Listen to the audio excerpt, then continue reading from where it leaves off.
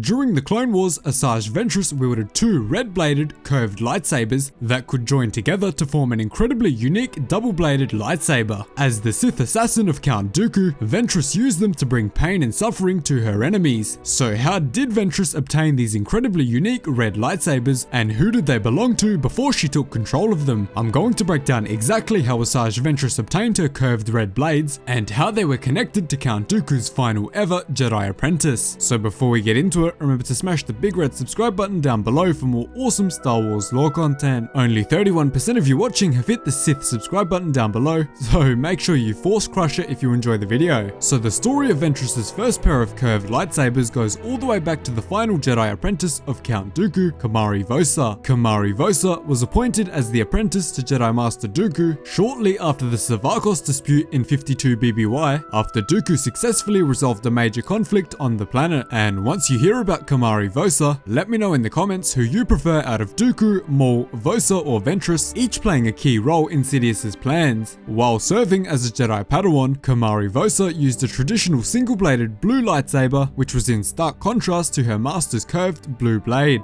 Dooku hoped that she would follow in his footsteps and begin to use the curved hilt saber like himself, but unfortunately Komari Vosa was simply performing too well with her current weapon. With it, she was able to slaughter 20 incredibly fierce Mandalorian warriors at the Battle of Galadran, displaying her immense natural talent. Her killing of the Mandalorian warriors on Galadran made her one of the fastest rising Padawans in the Jedi Order at the time, with many in the Jedi Order believing that she would be a future High Council member. Unfortunately, this fame within the Order was cut short once Master Dooku noticed that his Padawan was showing extreme anger and aggressiveness in her combat and general attitude. Dooku believed that Vosa was embracing the dark side slowly, and because of this, did not allow her to participate in the Jedi trials. The Jedi Council agreed with Dooku's decision and banned Vosa from the Order, stripping her of her Padawan rank. Let me know down below if you think Dooku was too quick to act in this situation, especially since he later fell to the dark side himself. Komari Vosa became extremely enraged at the decision, immediately fleeing the Jedi Temple and destroying her old lightsabers. Now this is where Assajj Ventress's famous curved lightsabers come into the picture. Vosa later joined up with the Jedi Task Force as a citizen who were attempting to ambush a dark side force cult known as the Bando Gora on the planet Baltazar. The mission was a complete and utter failure, however, leaving the task force completely decimated and the surviving members forced to retreat to Coruscant immediately. Vosa was captured by the Bando Gora force cult and was held as a prisoner on one of the moons of Bogdan inside of a large stone brick prison cell which was in disgraceful condition. Komari Vosa was placed under dramatic and intensely painful torture and cruelty, eventually diving deep into the dark side of the Force to save her own life. Vosa embraced her deepest and darkest rage, breaking free from her restraints and slaughtering the cultists who captured her, taking their place as leader of the Bando Gora cult. This action finally completed her descent into the dark side of the Force, allowing her to create two red-bladed lightsabers with black bands surrounding their curved hilts. She modeled her curved hilts after those of her former master, as she still respected him hugely even after he and the council did not allow her to continue her Jedi training. Komari Vosa was completely deranged and crazy at this point, but she remained a significant threat to the hidden Sith Lord, Darth Sidious, as a potential rival. For this reason, Sidious instructed his apprentice, Darth Tyrannus, or Count Dooku, to have her eliminated. You'll notice just how similar this story is to what happened to Dooku's next dark side apprentice, Assajj Ventress. Just like Assajj Ventress later experienced, Sidious ordered the death of Komari Vosa because he deemed her too much of a threat to his power. Dooku and Sidious used this assassination mission for two purposes, however. The first was obviously to eliminate the threat to their power that came from Vosa and her dark side force cult, but the second was to also find a suitable candidate to become the template for their new clone army, which they were about to begin production on with the Kaminoans. Dooku then created a contest for all the major bounty hunters in the galaxy to determine who was the strongest and most suitable candidate to become the clone template. The contest would take all of the major bounty hunters on a massive detective-style investigation to discover the location of Komari Vosa and eventually kill her. The detective portion of the trial took the bounty hunters all around the galaxy, searching for hints, clues, and leads on the location of Vosa. The bounty hunter who eventually came out victorious was of course Jango Fett, who tracked Vosa all the way to one of the moons of Bogdan where she was hiding out. Once he arrived in the lair of Komari Vosa though, he was about to experience something worse than he could ever imagine. The crazy and deranged Dark Jedi ambushed Jango Fett as he traveled deeper into her lair, tying him to a torture rack and putting him through brutal pain and suffering. As this was going on, however, good friend of Jango Fett, Zam Wesell, who you'll remember from Attack of the Clones, came to rescue him. Vosa was not afraid at all of Wesell and was excited that she was able to draw her red blades from her curved hilts for the first time against a true opponent. Vosa used her red lightsabers to deflect Zam Wesell's blaster shots back at her,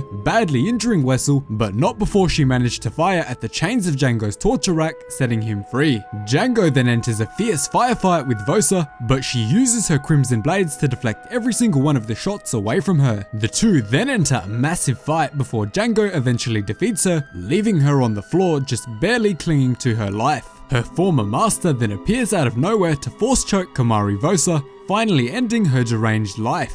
Dooku rewarded Jango for being the only bounty hunter to make it to Vosa by recruiting him to become the template for the clone army. Dooku also took his former apprentice's iconic lightsabers and stored them in a safe location. Now we move straight back onto Assajj Ventress, where we get to see exactly how the lightsabers were passed down from Dooku after he transferred them from his fallen apprentice to his soon-to-be new apprentice. As Dooku was looking for a new Sith assassin to serve the purposes of both himself and his master Darth Sidious, he encountered Assajj Ventress. After initially failing to convince Dooku to take her on as an apprentice, Dooku turns the situation into another contest, just like he did with the bounty hunters in the search for Komari Vosa. Ventress throws herself into a gladiator pit where the last remaining combatant would be considered for the role of Dooku's Sith acolyte. Ventress quickly destroyed each of her opponents, proving herself to be a more than worthy assassin for Dooku's purposes. Unfortunately, she took Dooku's compliments a step too far, proclaiming herself as a true Sith. Dooku quickly refutes this claim, telling Ventress that she fights like a Sith and acts like a Sith, but lacks one key feature that would make her a true Sith. He tells Ventress that the Sith do not fear anything, and that he senses an enormous amount of fear inside of her. At this point, Ventress is still wielding blue and green bladed lightsabers from her time in the Jedi Order, and attempts to swiftly attack Dooku with them, but is abruptly stopped. Dooku blasts Ventress with intense Sith lightning, hoping to teach her the pain and suffering that truly makes someone a Sith. He shocks her so intensely that she is knocked unconscious. Ventress eventually wakes up in an unknown location and rushes to retrieve her lightsabers, which have been placed inside of a bowl near where she was resting. As she walks up to the lightsabers,